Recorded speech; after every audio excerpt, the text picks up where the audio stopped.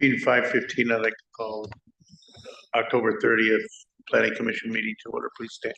For the pledge. Pledge allegiance to the flag of the United States of America and to the republic for which it stands, one nation, under God, indivisible, with liberty and justice for all. Okay, roll call's been taken. Looking for a motion to adopt the agenda. I'll make that motion. I'll second. Okay, motion's been made by Susie, seconded by Donna. Is there any additions or corrections to it? Okay, all in favor signify by saying aye. Aye. All opposed? Motion's carried. Looking for a motion for the approval of September 25th, 2025 Planning Commission minutes read in your packet. I'll second it. Motion's been made by Jay, seconded by Susie. All in favor signify by saying aye. Aye. All opposed? Motion's carried. Okay, is there any public comment?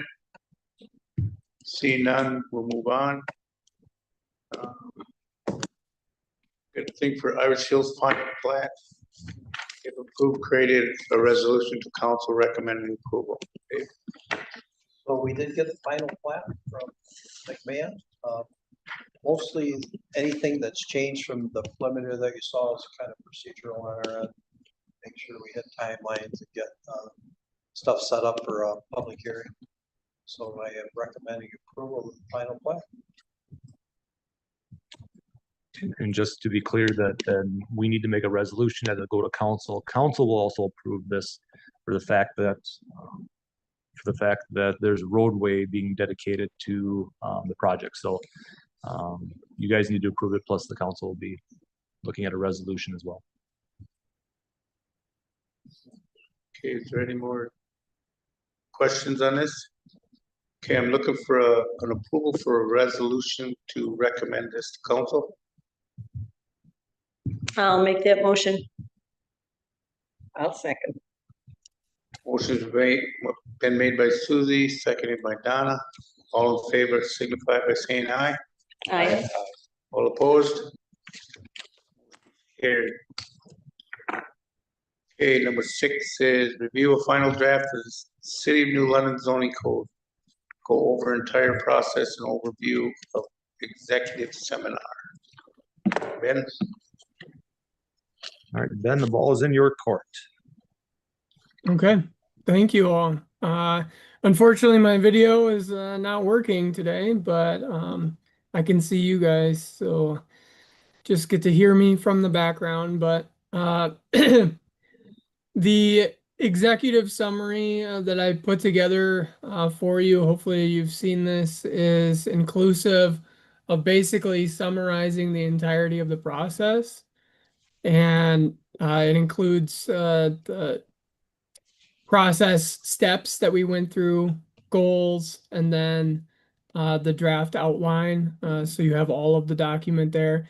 And then I documented for you all of the different meetings that were held throughout this process and some of the outcomes of each one of those. And so I was going to walk through that with you in a presentation format, just to reevaluate, or sort of go over everything as a sort of rehashing of this process, because it has been 18 months, and get some feedback from you all if you've had a chance to look through the draft, if you had any questions, comments, and that type of thing. And then we'll talk a little bit about next steps after that. So in relationship to sort of how we got here, you guys are all aware this will be our 9th meeting in relationship to talking about the zoning code and the full rewrite process that started back in 2024. As we move forward over the next couple of months, we will be targeting adoption, meaning that we will have some public review opportunities over the next month, and then come back for a Plan Commission public hearing, and finally council adoption. And we'll talk a little bit about the dates that we have tentatively scheduled at this point in time at the end. So going way back to the beginning, how did we get here? Well, you guys as the city have had zoning in place for a very long time. the last major rewrite, we think occurred in the early to mid 90s. And then a variety of amendments have taken place over time. And what this resulted in was a code that is inconsistent, disorganized, and sometimes contradictory. Then in 2023, the city adopted the comprehensive plan, which recommended that the zoning ordinance rewrite process take place and be inclusive of the goals and ideas and strategies that were outlined within that document. So that led us to the project purpose and our goals. What are we trying to accomplish with this rewrite project? Well, obviously, it's to implement the comprehensive plan. It's to modernize the ordinance in a variety of different ways, but then also improve user friendliness, provide some additional flexibility, and then increase predictability across the board. So here's where I'm going to walk through each one of those meetings just briefly to sort of rehash your memory as to what we've talked about throughout this process. We started back in May of 2024 with an issues identification sort of evaluation report. And what this did is it included a review of the comprehensive plan, our review of the existing zoning code, staff feedback, stakeholder feedback, and sort of outlined what are our key issues, what are our key recommended potential solutions to address those issues, and sort of set the framework.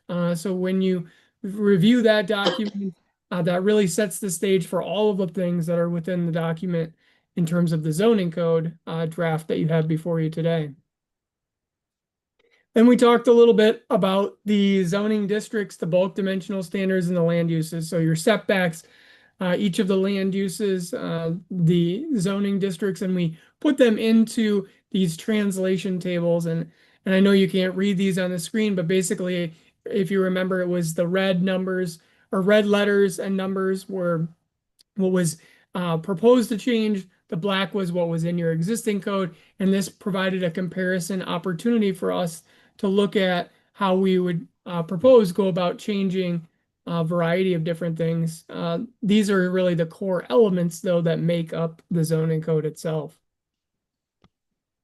From there, we brought it into the text format, which is part one, where we reviewed each of those different articles, and really the core elements, again, were things related to the zoning districts, land uses, and bulk tables.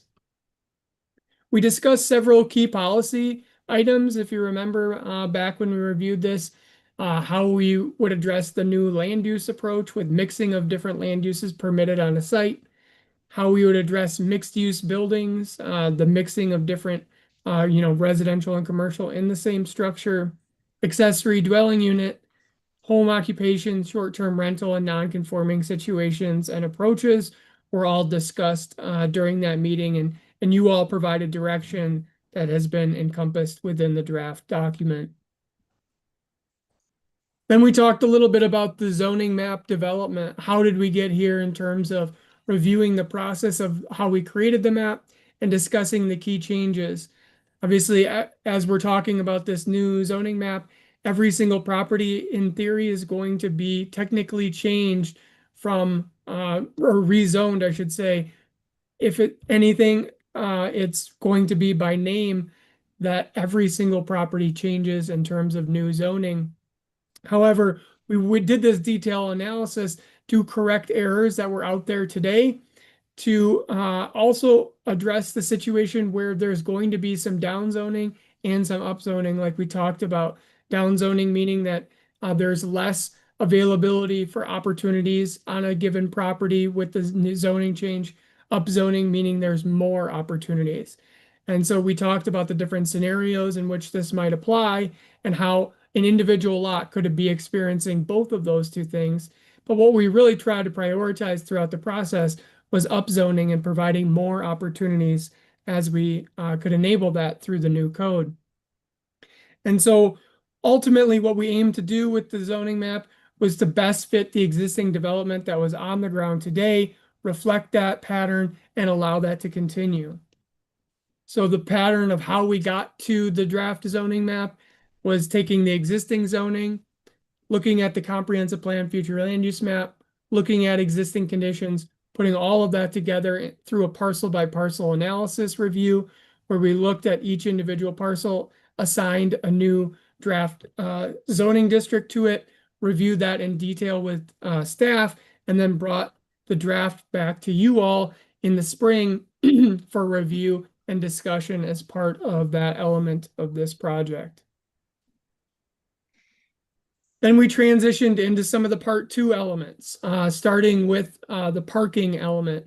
And so we reviewed this table. I know you probably can't read this on the screen, but it was the sort of comparison matrix for parking in respect to the existing parking standards, the proposed minimum and proposed maximum.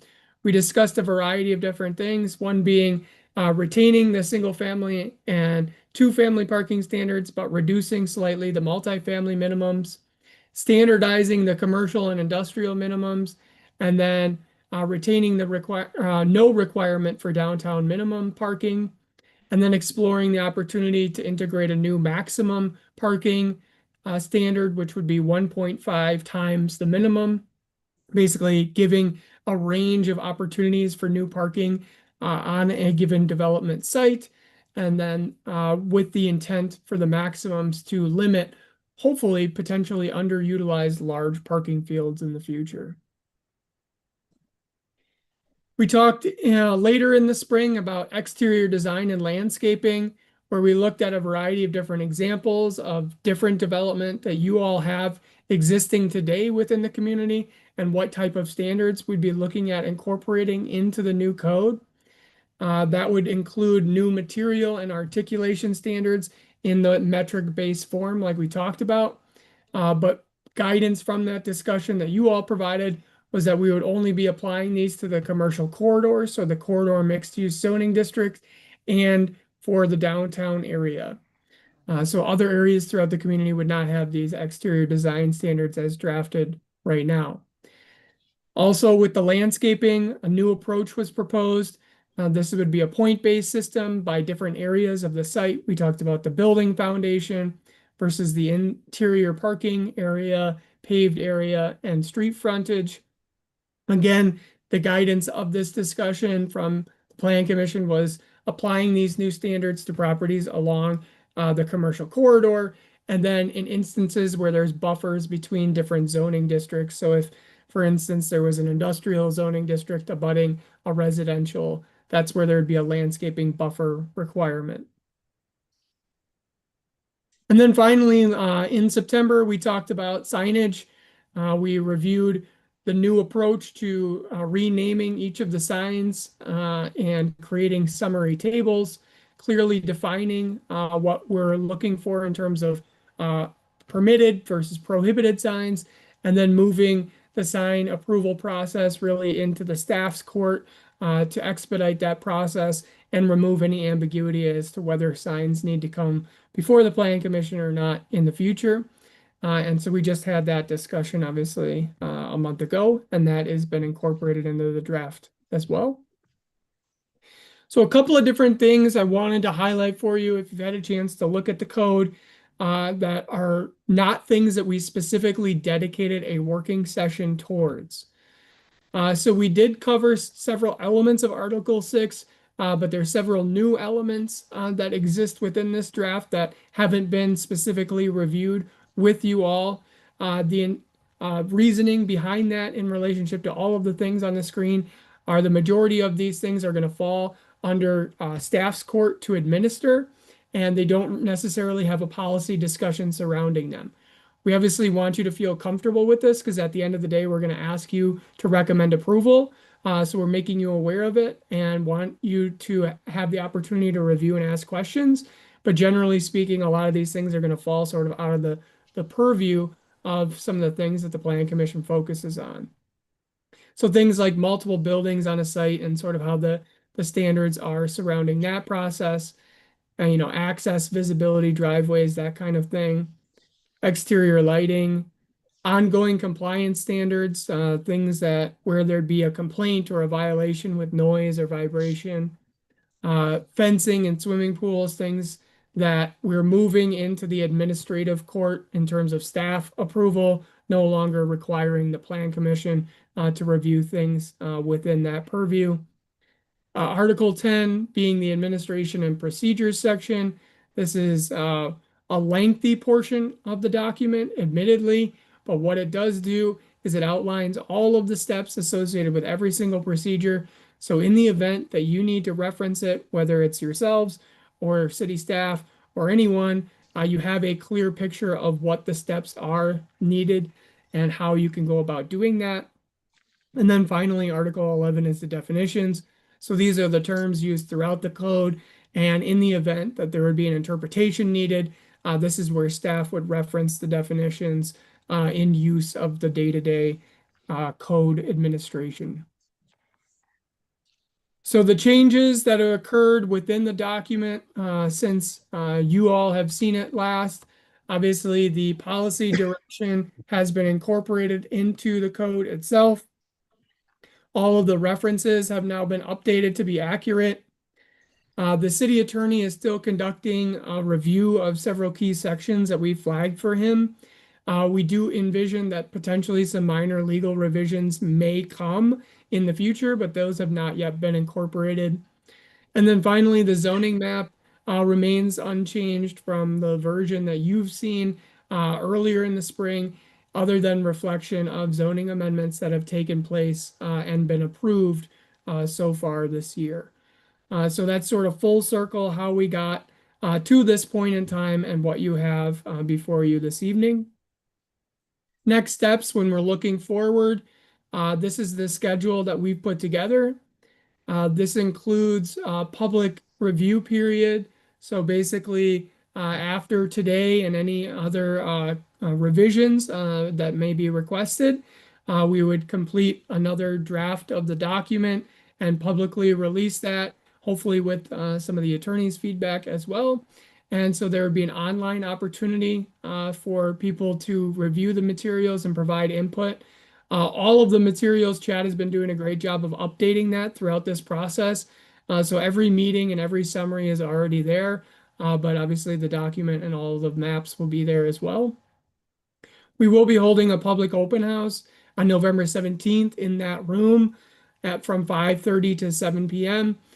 This will provide an opportunity. We'll bring some boards and images and provide a presentation and talk with different people who are interested about the zoning code, answer any questions, provide a brief overview, that type of thing. So you're welcome to attend if you'd like. And then what we will be seeking is most likely in December, public hearing before the Plan Commission, and then in January, City Council adoption. Now those dates are tentative right now. That's what we're targeting. If anything else changes, we'll obviously let you know, but that's sort of our process as we have it outlined remaining.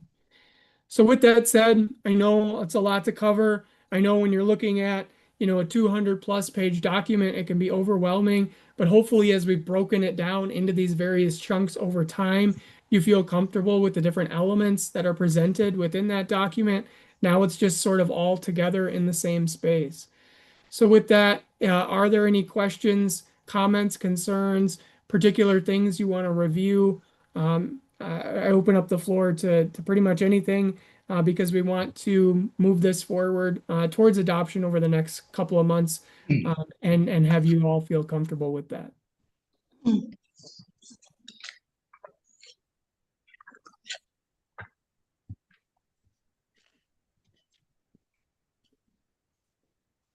As individuals are thinking about maybe some questions, Ben, if you could release, and I will share my screen.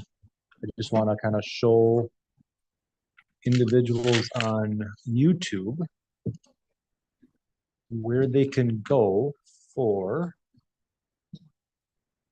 the information that we talked about. So if you go to the city's website, newlondonwi.org, on the website, if you scroll down, there is actually 2 spots right now in the news and announcements. I originally had zoning ordinance map, public input encouraged, but most recently I put in the information about the open house that Ben just referenced. So if you click on that, unfortunately, you got to click twice to get to the page, but because the news article goes into a news page, and then if you click here, this is the page where we've been documenting our progress over the last year. So it kind of talks about what's zoning ordinances, some information. We had some frequently asked questions that Ben provided us. Like Ben stated, we've been giving a documentation of all the reviews that we've had at the planning commission meeting. I've got the minutes of all those meetings and then the video. So if someone wants to see the discussion that took place on February 27th on the zoning review map, you click on the video and you can watch that video, that discussion of that element.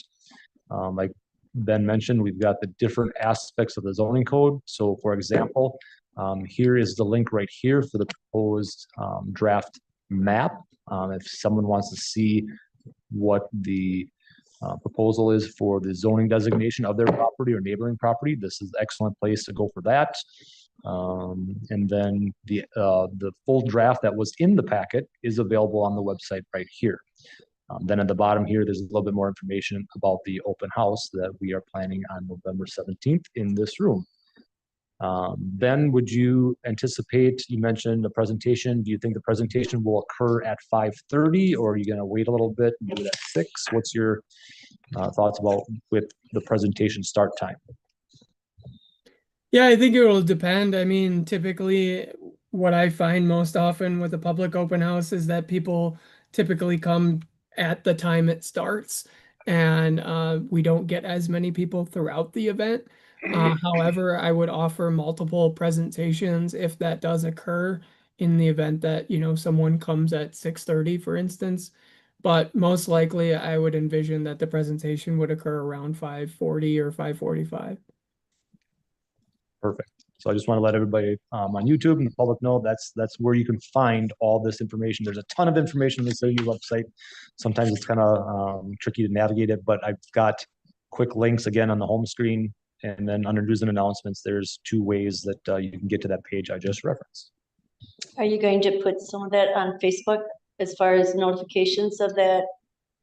Yes, Okay. because that might be a little bit easier to navigate it and to. Correct. That image of the open house, that Mhm. picture, that flyer that Ben provided us, it's in Katie's hands already, and I've Okay. instructed her in early Good. November to start making that post. So yes, that will also be on Facebook as well. Good. Who do you anticipate would come to that public hearing? Or that you don't know? Anyone? Is it like, you know, realtors? Would it be developers or just anybody? I think anyone, Anyone? you know, by far. Like Ben was saying, he made the comment that every zoning district's going to change, but it's basically going to change the number, the letter, the title. You know, Okay. a single family home will still be in a single family residential district for the most part.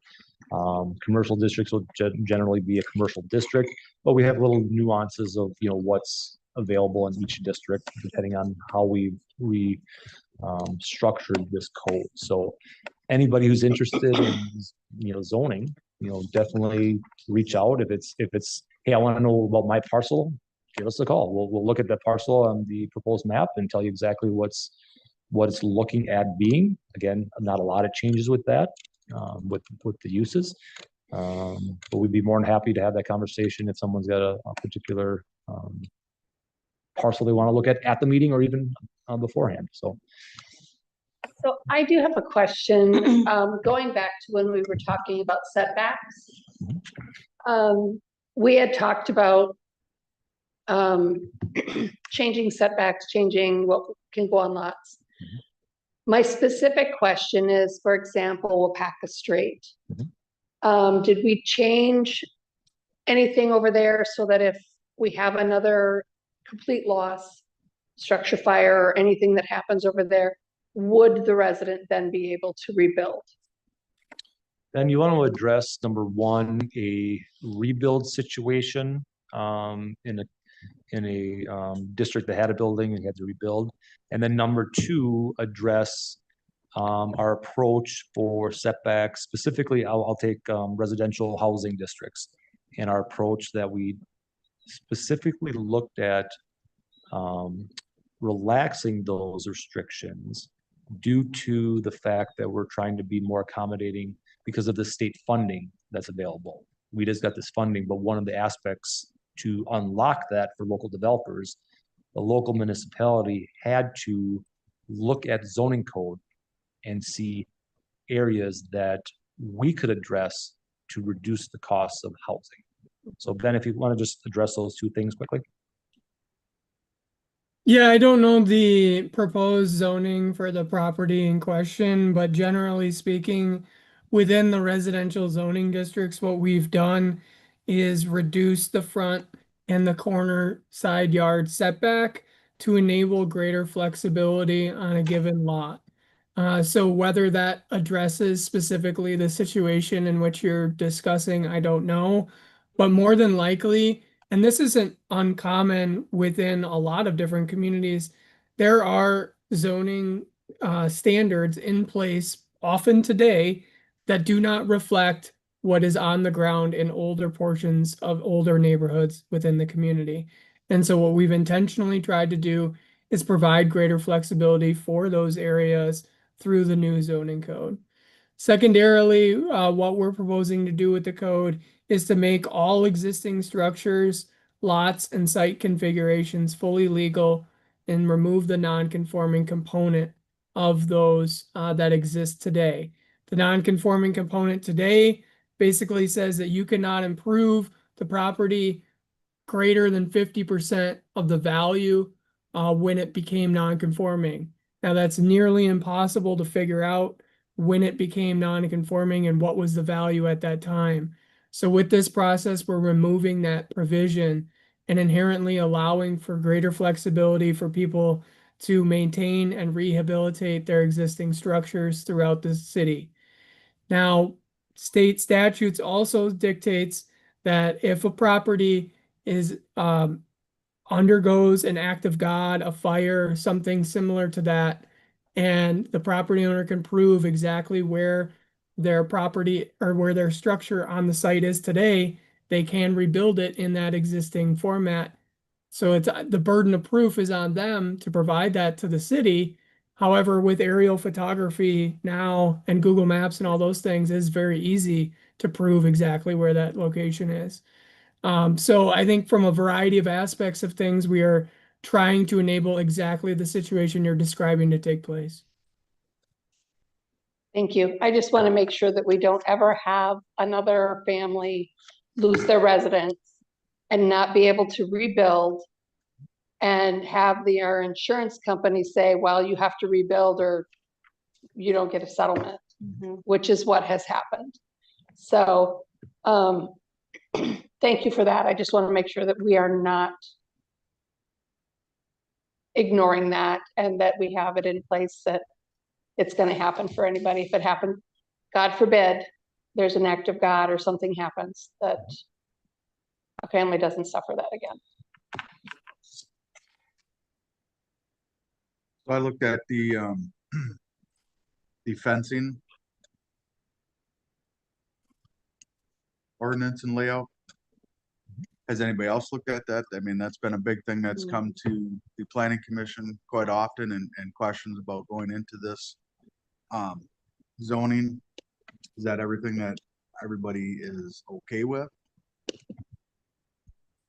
Is it something that you're looking at sticking to? Is it, you want modifications for it so that they don't come to planning commission as much? I guess I'm sure everybody hasn't had the opportunity to look at that specifically, but I would invite, I was gonna recommend and invite, that'd be a perfect example of things that, check that out. If you have questions and things like that, even before the open house, you can reach out to Dave or I, and we can reach out to Ben with those comments and bring that up. But that's a perfect example of something that's gotta just look at that and see what you think. What page are you on? Page 140. Page 140. And importantly, whether you want to look at it or not, if you'd rather went to just review through the zoning department, might be something you want to determine as well. Well, we have this set up that it's Yeah. internal review. It will no longer need to come to the plan commission. Right, but I'm saying if they were dead set against that, then, Yeah. you know, they But- could say, no, we want to look at those. But to Ben's point, what you just said, The proposal is to make it a administrative internal review based on these parameters, these policies that you guys are adopting. So then anything outside of these parameters would need to come to planning commission. If somebody put, pardon me? I'm not sure that option would be available. Well, we've had a lot of fences come to us that were outside of our current standards that have either been declined or approved. And my question is, if it's outside of the parameters, Right. would it then come to planning commission, or is it just an outright no? I don't think the language in the new letter has that option for outside the parameters. Ben, you want to comment on that? And we're under the impression right now that what is in the code that we're proposing would be it. Correct. There does not exist, as it's currently drafted, the ability to go to the plan commission and say, I want a waiver from X standard in the fence code right now. And the reason for that is it's very hard to justify why one situation would need a waiver versus another. And then secondarily, the second that you grant a waiver, you create a precedent, and then the next person says, I want to do the same thing. And so if you develop standards that you feel comfortable with and that staff can administer and we do not waiver from, this is the opportunity with a brand new code to start fresh from the precedent perspective. Okay, so then my question on that is, we have, in fact, recently, we have approved fences that would not meet these fencing standards. If those fences come down, fall down, broken down, vehicle runs into them, damaged, are they now not allowed to put them back up? Well, I don't know exactly if this new zoning code would not allow for that particular situation. I mean, there are changes that have been made within this draft that aren't, this isn't identical to what is in your existing code today. So whether or not it is non-conforming in relationship to this new set of standards, you know, potentially it couldn't. It might be conforming is what I'm getting at. But generally speaking, anything that changes, you know, anything new after the code goes into effect is where the code comes into effect. So when you have an existing fence up that's up there today, it can stay as is. But when you start making changes to it, whether, you know, beyond sort of the maintenance and repair elements of things, then that's where it needs to come into conformance.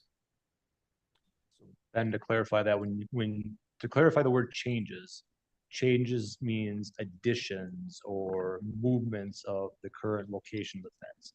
A change would not mean a car hit it, I got to replace it. That'd be a replacement of an existing allowed non-conforming use, just like the fire situation.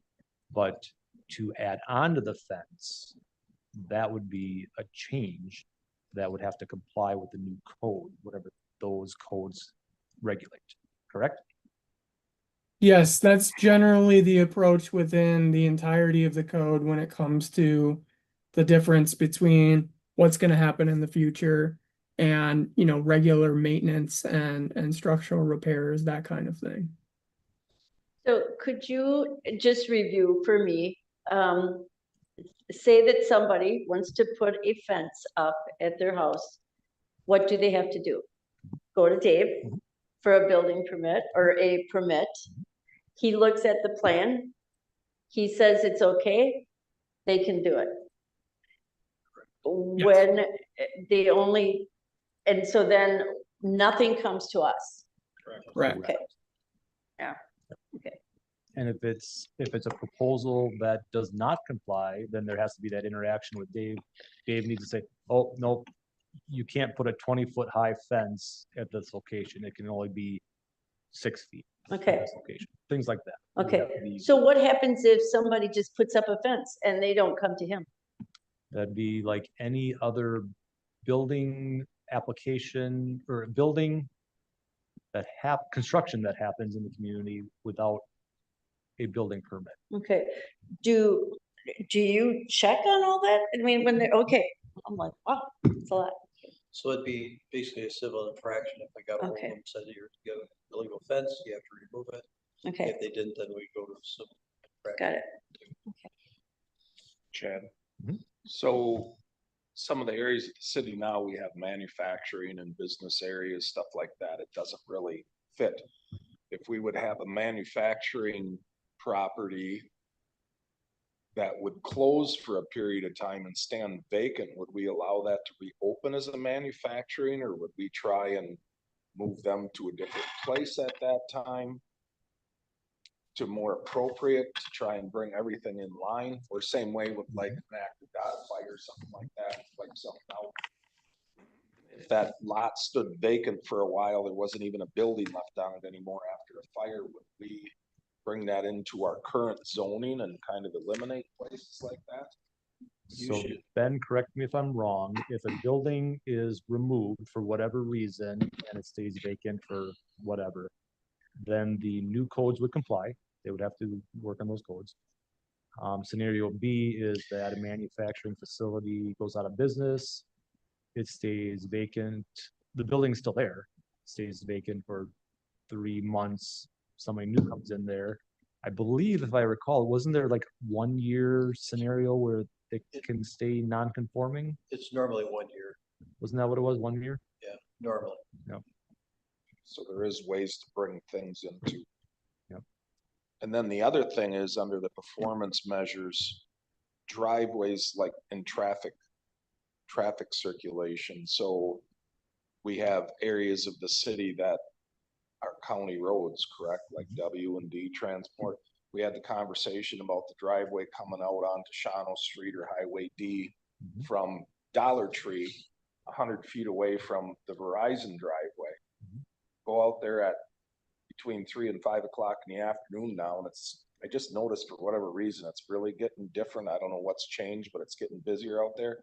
Try and get out of those driveways when you think you can pull out here and you got a driveway across the street and the stoplight changes and they're coming this way. So you think there's a gap there and you turn out and all of a sudden somebody came out of Dollar Tree 100 feet away from you. Is there, as far as I'm concerned, we had this conversation, that traffic should have all been forced up to Henry Street to create a break there. The other problem is, well, nobody's ever doing 35 coming through there. I mean, they're coming through at 45, 50. But we have, on a county or a county controlled property like that, would we have a say in the closeness of the driveways? Another example is where old Bucky's was, Dollar Tree, and then where the vegetable stand is there. There's 3 driveways, bang, bang, bang. Every time you think you can get going, somebody else got the brakes on in front of you. Mhm. Is there do we have any say on a county controlled highway like that, or? That's a good question. Number one, I don't have those memorized, but I remember with Ben and Dave going through a lot of discussion about driveways and corners and where the locations are. Then specifically, I think the question is on a county highway, but still in the city zoning code, what's your experience have been with who trumps who?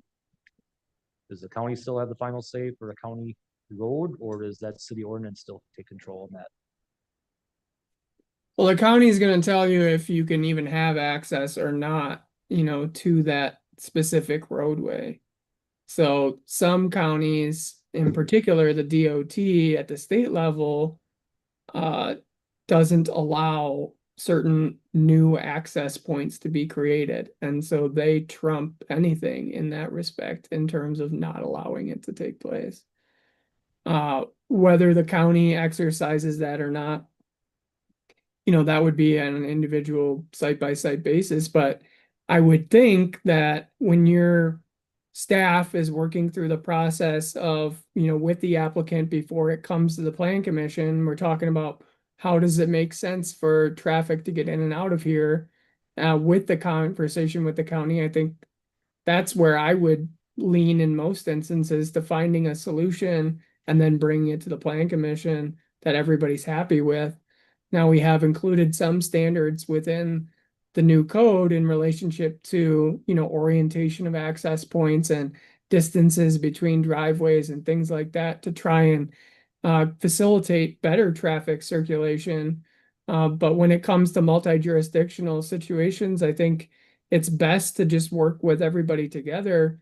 In all reality, yes, I think the county could trump the local zoning code, but I think if you said this is what our standards look like and this is what we'd like to see, and you worked with them, I found that most of them to be pretty easy to work with in that respect, and at least be available for a conversation about what it could look like. And I'm assuming during a site plan review, Yes. that would be our application to review that driveway location, whether it's close to a corner or whatever, and make those determinations during the site plan review.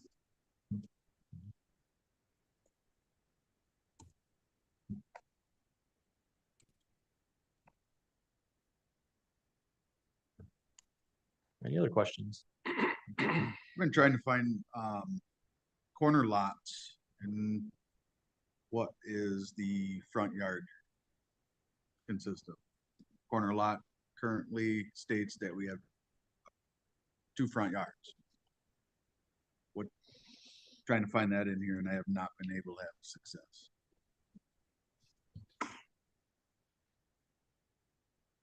I do believe on a It's corner, still, it's still in there. on a corner lot, the front part of your house would be the part with the address on it, Right.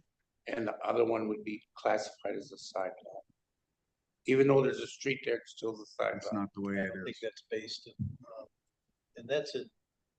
Both zoning ordinances I've ever seen on a corner lot, you've got 2 front yards.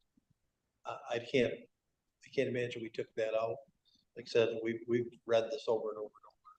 Well, the last time we read it for fences, what it stated was, road facing. They called it road facing.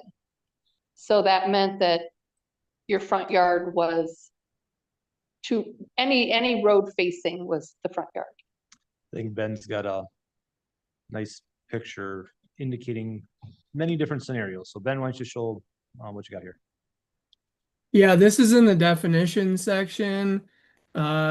It's within 620.01 or .1123, I should say, sorry.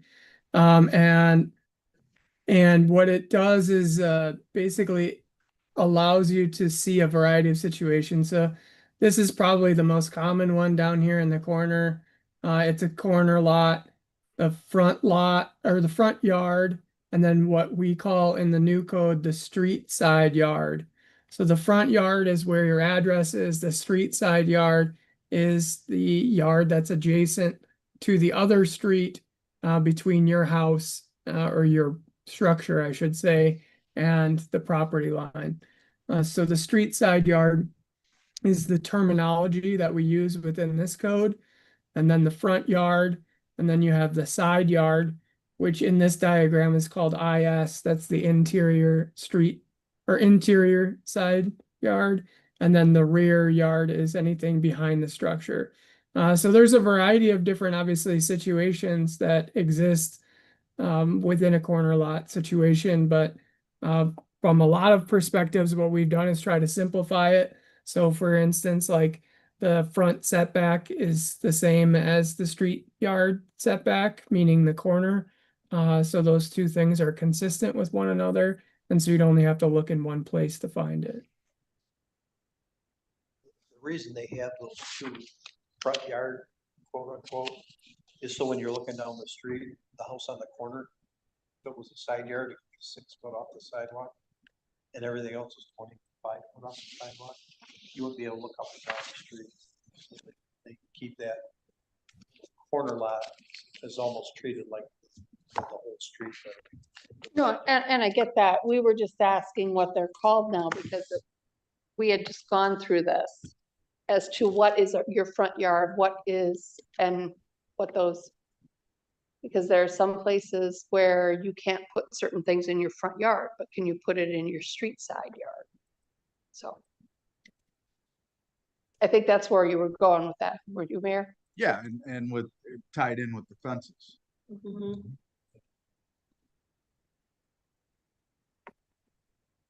Yeah, because we did allow that Mhm. more than once.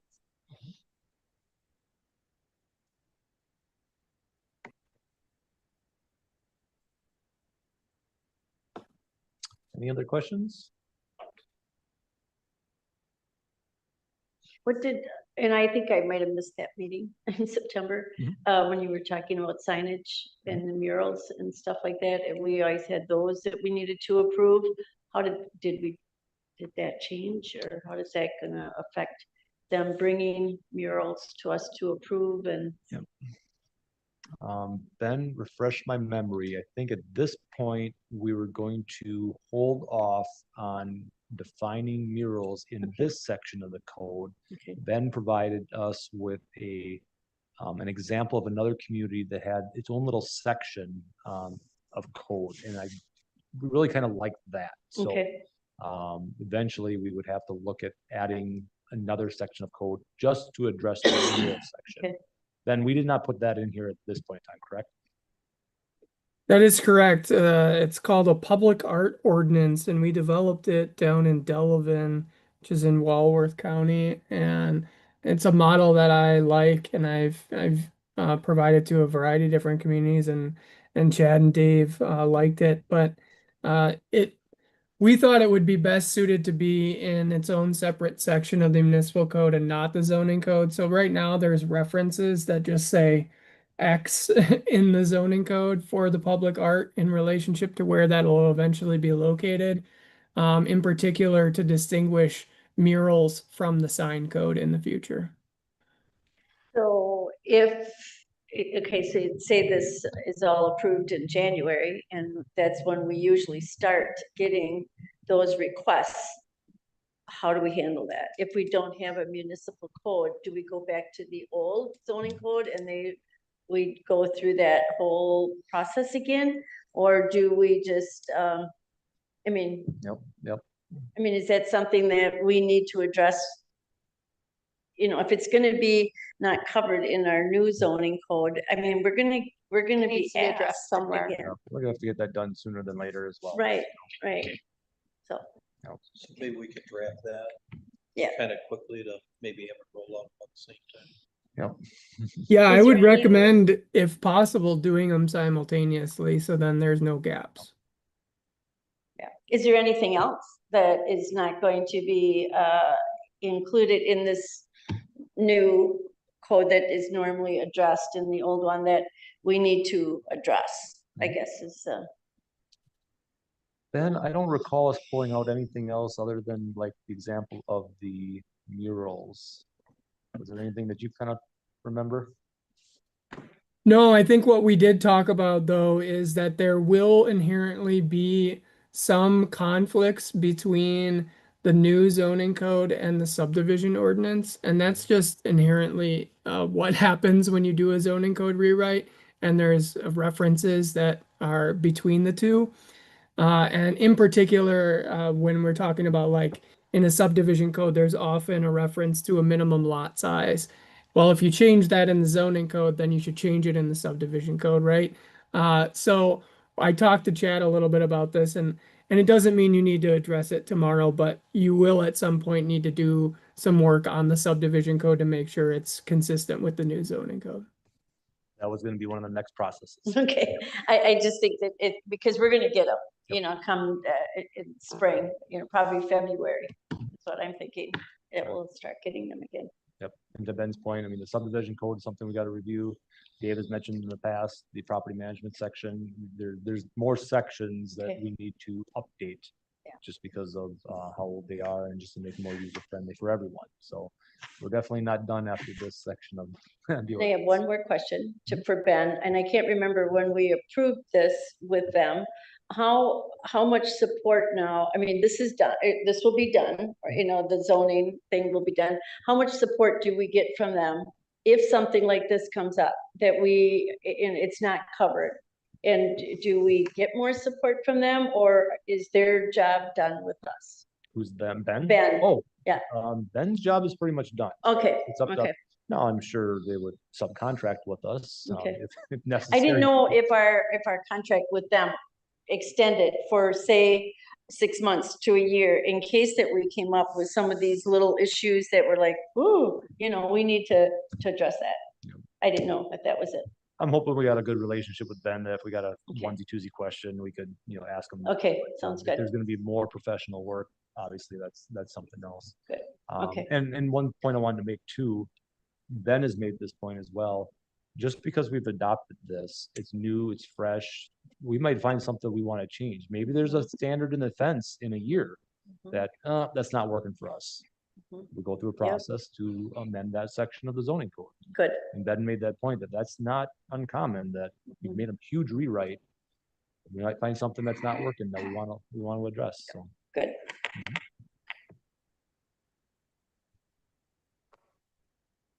Ben, any last words?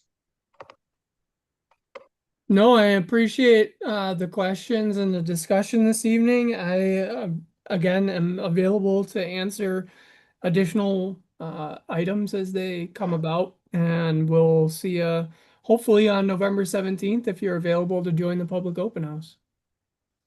Wonderful. Thank you, Ben. Thank you.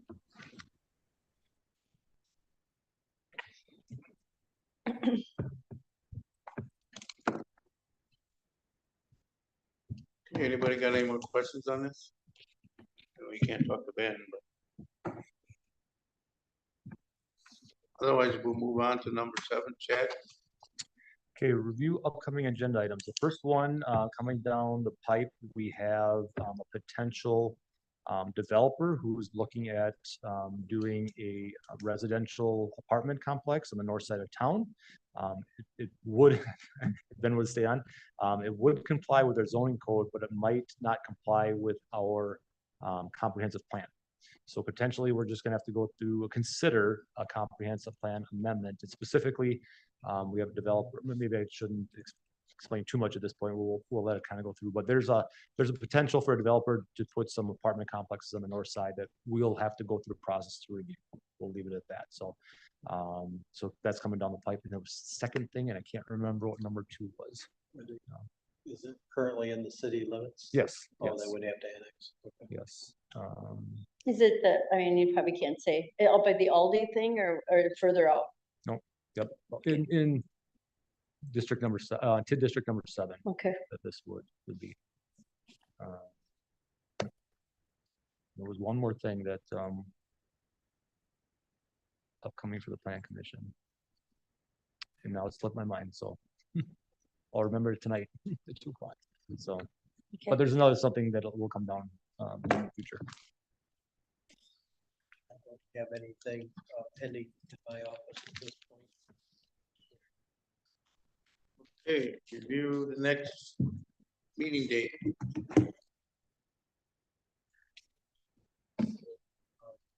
We're gonna get up against Thanksgiving. I think we talked about it. And I don't recall if we talked about this last meeting or not, whether or not we're gonna move. Yeah, typically we've talked about shifting things around a little bit just because of Thanksgiving, and then also we've got Christmas, which I don't think everybody wants to come on Christmas Day. So our regular meeting dates, we would talk about adjusting the November one. Specifically, I think Ben in his notes, where did he have his? I think in December, we were gonna propose to you to consider the December meeting on December 18th, because we would definitely need something of action from the plan commission to go to council. So if it works out for everybody, at least in the December meeting on the 18th. November, would everybody be interested in going on the 20th in case we have to start a plan, a comprehensive plan review amendment process? I don't know if we want to wait that long. There's going to be more discussion to see what timelines are for any type of developer and development, but I don't know what everybody's, I mean, you're getting close to deer hunting situations right there for many people. Everybody good with the 20th of November for our next meeting? I won't be here. I'll be traveling, but I'm not on the commission, so. Okay, 20th it is. So kind of plan on November 20th and then December 18th, put that on your schedule for the next two meetings. That's deer hunting too. You want to change it? No, no, that's fine. Good luck to you that you fill your tags before then, so. I got a lot of takes to fill. There may be a chance we don't have anything on the agenda depending on the timeline. For the November one. Yeah. Yeah, December one, we're gonna try to stick with the zoning code timeline. Okay, Okay, no one else has anything. I'm looking for a motion to adjourn the meeting. I'll move to adjourn. I'll second it. Made by Jeff, seconded by Susie. All in favor, signify by saying aye. Aye.